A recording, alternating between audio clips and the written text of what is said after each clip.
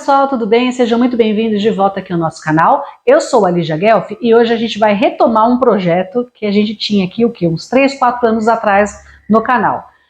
Você vai achar aqui uma playlist que se chama Leitura Comentada, que é o quê? Que eu pegava alguns trechos, alguns capítulos de livros, às vezes era até um parágrafo, e fazia um comentário sobre ele, né? Discorria um pouquinho sobre aquilo lá. E agora, retomando aí, né, essas leituras maravilhosas que eu tanto amo, a gente vai voltar a fazer isso. Não é que eu vou ler o livro inteiro, não é que a gente vai ler junto, tá? Até gostaria de fazer isso, mas infelizmente não dá tempo.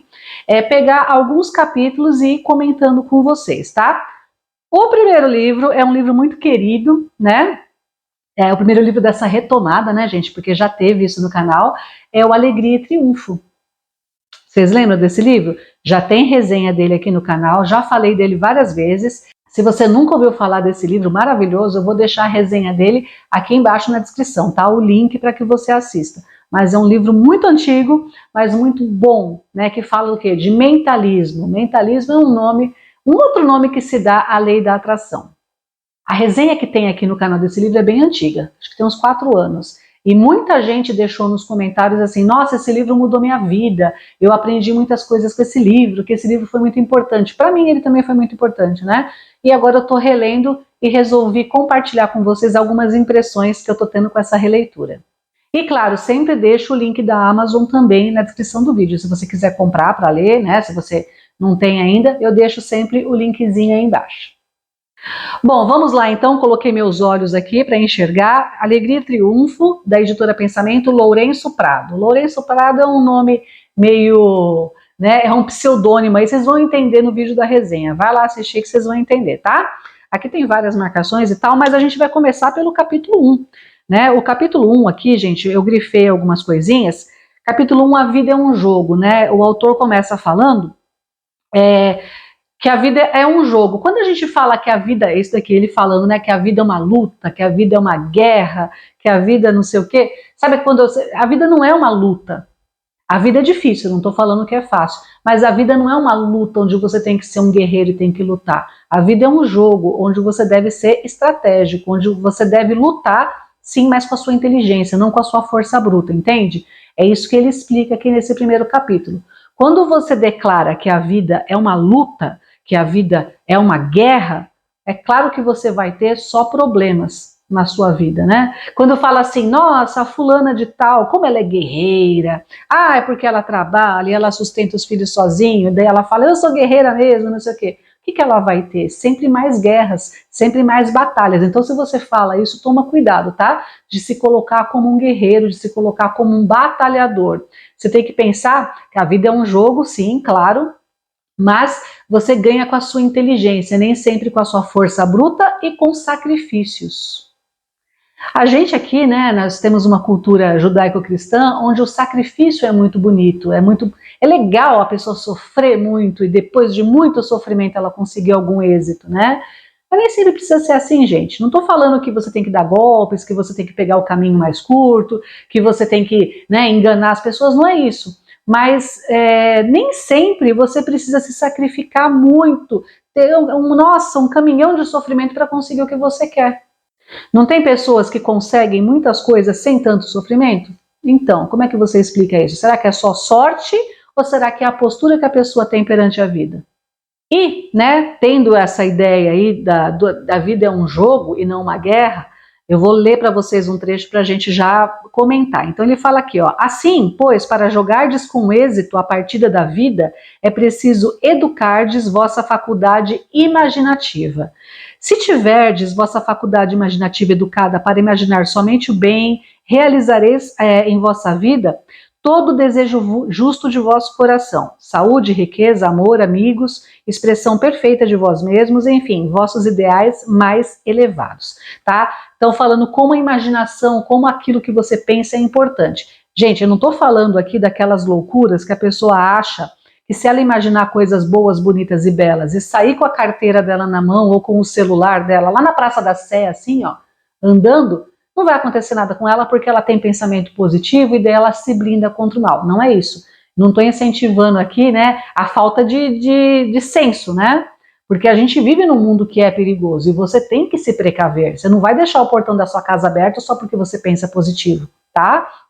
Mas você tem que procurar ocupar a sua cabeça com coisas que prestam. Por que você vai ficar assistindo história de crime, de tragédia, de coisas horríveis? Eu sei que o ser humano é atraído por coisas feias, né? Por exemplo, vou dar um exemplo para vocês aqui, para vocês não acharem que eu sou a bonitona, não é isso. Aquela história horrível do cara que trancafiou lá a mulher e os 2 filhos por 17 anos dentro de uma casa. É uma notícia horrível. Eu fiquei assistindo aquilo lá para ver o que era, porque é curiosidade, a gente fica curioso para ver, né? Só que assim, fui lá, me informei, me senti mal assistindo, claro, fiquei com dó das pessoas, achei uma loucura sem tamanho aquilo lá, mas acabou. Se eu ficar remoendo aquilo, repisando aquilo, contando para todo mundo que eu conheço, e vendo 1000 vezes, aquilo vai, não vou dizer, vai empestear a minha mente, porque eu vou começar a achar que todo mundo faz isso. Vocês entenderam? A gente tem que ter uma medida justa das coisas. Não é você viver no mundo encantado da Alice no País das Fantasias, mas não é também você ser né, aquela pessoa super negativa que sabe de todas as doenças, de todos os acidentes, de todos os assaltos.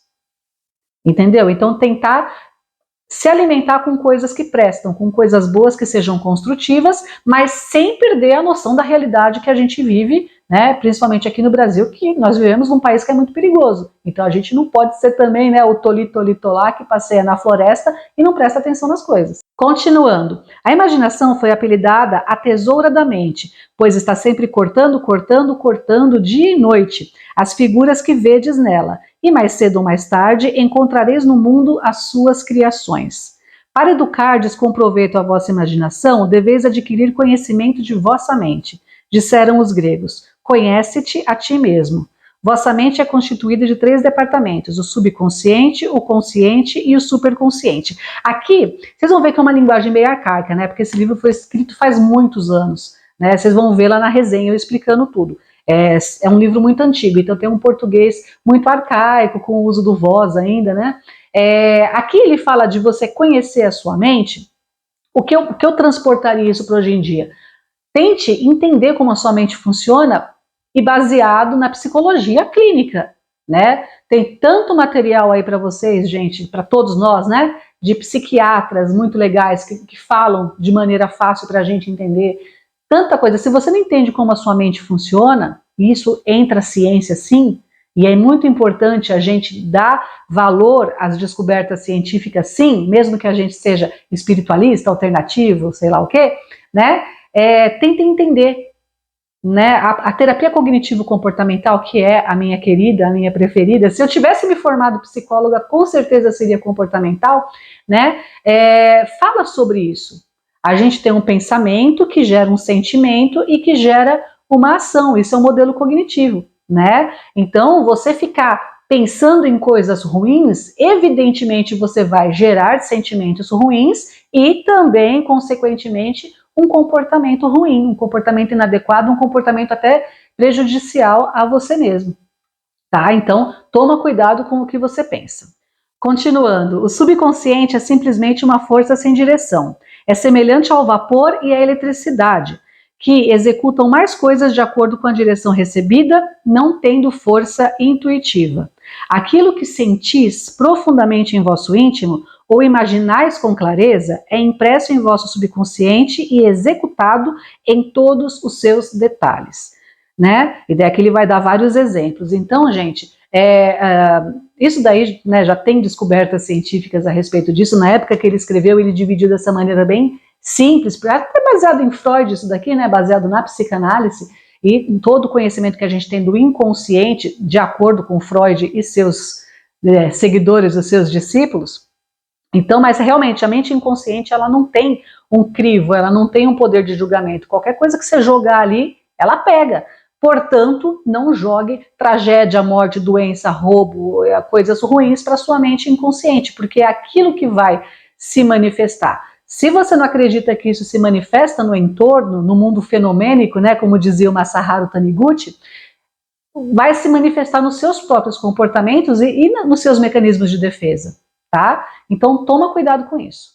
Depois ele fala aqui muito sobre a intuição. O que é intuição? Ninguém consegue definir o que é, né?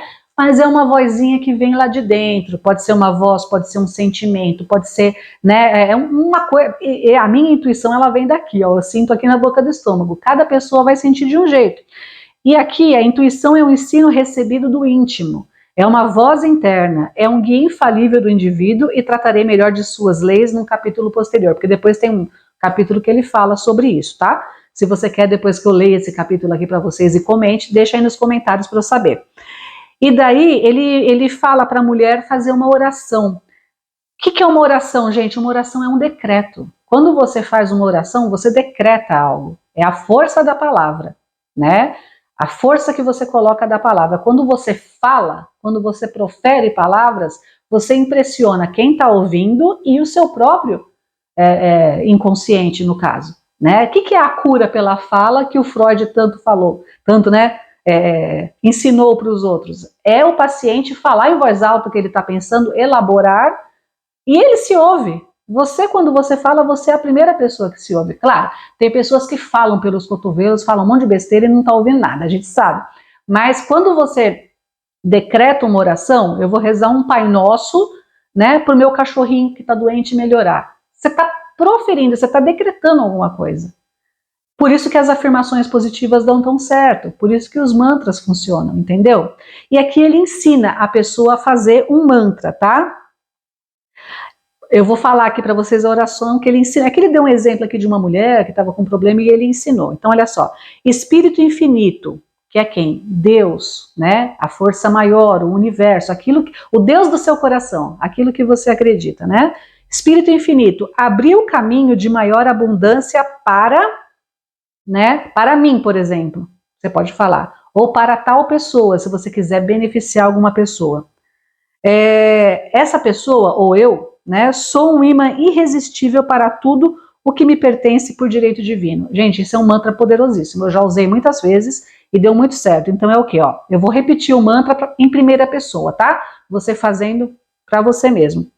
Espírito infinito, abriu o caminho de maior abundância para mim. Ou seja, eu estou aberto para receber aquilo que for melhor para mim. Eu sou um imã irresistível para tudo que me pertence por direito divino. E essa última parte, o que me pertence por direito divino, são as coisas justas. Aquilo que é justo, aquilo que é seu por direito divino. Não é aquilo que você cobiçou em outra pessoa e você acha que tem direito. Não é aquilo que você pôs na cabeça que aquilo vai se manifestar na sua vida e você está construindo o seu futuro porque você é muito bom, né? Você é muito bom. Falou aí, né, fera? Então, sabe por que eu tô falando isso? Porque às vezes a pessoa, gente, somos humanos. Às vezes a gente, vamos me colocar junto, a gente cisma com alguma coisa. Eu quero ser médica. Pronto, eu quero ser médica, não importa. Sabe? E a gente põe coisas na cabeça às vezes e aquilo não é pra gente. Por isso que ele fala, decreta por direito divino, aquilo que me pertence por direito divino, aquilo que está no meu caminho, aquilo que é adequado para mim, aquilo que não vai prejudicar ninguém, aquilo que não é roubo intelectual, roubo virtual, roubo moral de ninguém, entende? Por isso que é assim, esse decreto, tá? Vou repetir mais uma vez agora, para quem quiser fazer aí. Se você, caiu um papelzinho aqui, gente. Se vocês quiserem, pode até deixar nos comentários aí, tá? Para você já decretar isso daí. Espírito infinito, abriu o caminho de maior abundância para mim. Eu sou um imã irresistível para tudo que me pertence por direito divino. Tá bom? E se você for repassar, você que tem canal, você que tem Instagram, né? Se você for repassar isso para frente, faça o justo. Cita que você viu aqui no meu canal, tá bom? Por quê? Porque acontece muito de pessoas irem no canal dos outros, não só no meu, tá, gente? Pegarem coisas e saírem falando como se fossem delas. Então, né, faça o que é justo, né? Indique de onde você tirou aquilo, assim como eu estou indicando de onde eu tirei, tá bom? Pode ter certeza que você vai ter muito mais abundância na sua vida. Bom, aqui, outro ponto que eu grifei aqui, que ele fala, nada se interpõe entre vós e vossos ideais superiores. O que é? O que não vai prejudicar ninguém. Ou todo o desejo de vosso coração, senão a dúvida e o medo, né?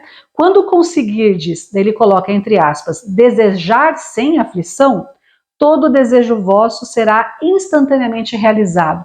É a história do soltar da lei da atração. Por que às vezes a gente deseja as coisas e aquilo não dá certo? Primeiro porque a gente sabe que a gente está pegando de alguém, roubando de alguém, copiando de alguém, ou passando na frente de alguém de alguma maneira, e o próprio inconsciente, com as leis morais que foram colocadas lá, que às vezes a sua mãe te ensinou e você esqueceu, né? Fala, ó, isso não é certo, isso não é legal, isso não é para você, entende? E às vezes dá isso. Ou então a gente tem bloqueios interiores, tipo o 8 de espadas, sabe? Da gente se bloquear por algum motivo, né? Emocional, para não receber aquilo lá. Então, desejar sem aflição é você desejar com a consciência limpa, sabendo que você não está prejudicando ninguém e tendo certeza que aquilo vai ser realizado. Por quê? Porque você tem o direito divino de receber aquilo. Daí você vai falar, Lígia, e o narcisista? Tem tanta gente narcisista, né? E aquela pessoa que se acha, aquela pessoa megalomaníaca, que acha que ela realmente pode fazer o que ela quiser. Tem gente assim, a gente sabe, né? Tem gente assim. Ela acha que ela merece, será que ela consegue atrair as coisas, mesmo não sendo justo? Engraçado, gente, que o Gasparetto falava muito disso, que mesmo que seja injusto aos olhos dos outros, se aquela pessoa acha que é justo, ela consegue, sabia? Então, aí fica um tópico para a gente pensar. Por que será que os maus prosperam?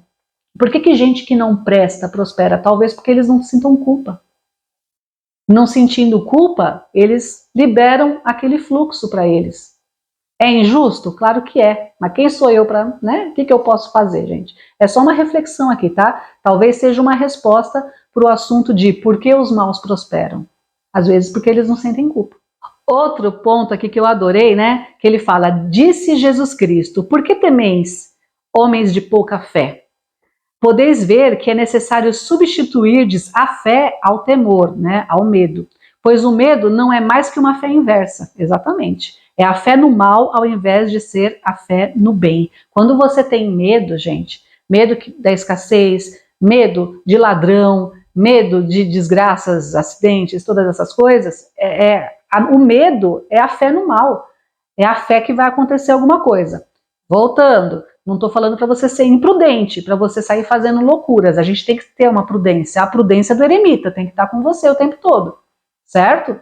Você não vai fazer loucura de deixar a porta da sua casa aberta, tá? Mas se você ficar remoendo aquilo o tempo todo, se você tiver a fé no medo, é claro que o medo vai se manifestar. O medo não, né? É claro que alguma tragédia vai se manifestar na sua vida. Você está dando força para aquilo. É que nem gente que fica pensando e remoendo doença o dia inteiro, né? Não tem pessoas que são hipocondríacas? A pessoa fica, acho que eu tô com isso, acho que eu tô com aquilo. E com o Google ainda, né? Que a gente se coloca lá, tô com dor de cabeça. Pronto, você vai morrer. A gente já até desanima. Então toma cuidado com essa fé no medo, tá? Porque pode sim atrapalhar a sua vida. Bom, e também aqui, né, ele fala sobre os maus registros do seu subconsciente. Tudo de ruim que já entrou na sua cabeça aí ao longo da vida, seja através de televisão, de pessoas falando, dos parentes falando, de péssimas experiências que você já teve e ficou um gato escaldado, tá? Então ele fala aqui, ó, os maus registros de vosso subconsciente, né, são os pensamentos de temor, desânimo, ressentimento, ódio e ansiedade, que são os maiores problemas que as pessoas têm hoje em dia, né? Então ele fala, ele dá um decreto aqui, ó, dizei em voz alta, com energia e convicção, as seguintes palavras: destruo e apago pela minha palavra expressa todo o mau registro de minha mente subconsciente. Voltarão ao pó do seu nada original, pois resultam de minhas vãs imaginações. Formo agora os meus registros perfeitos por meio do meu Cristo interno. Os registros de saúde, riqueza, amor e perfeita expressão própria. Bonito, né? Tá? Então depois você volta aí se você quiser para você anotar direitinho, tá bom?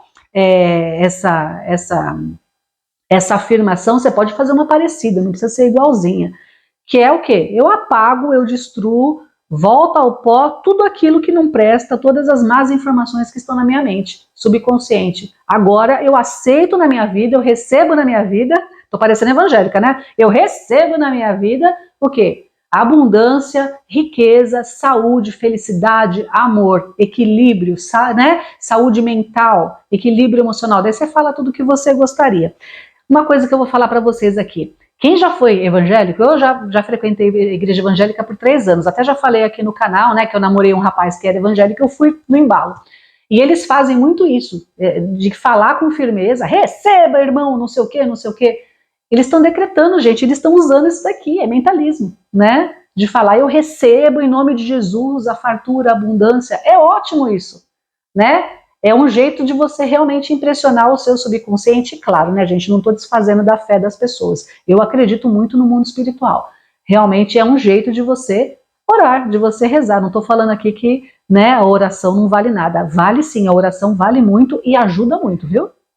E daí no final ele fala aqui, ó, como dizem os provérbios, né, da Bíblia, a morte e a vida estão no poder da língua.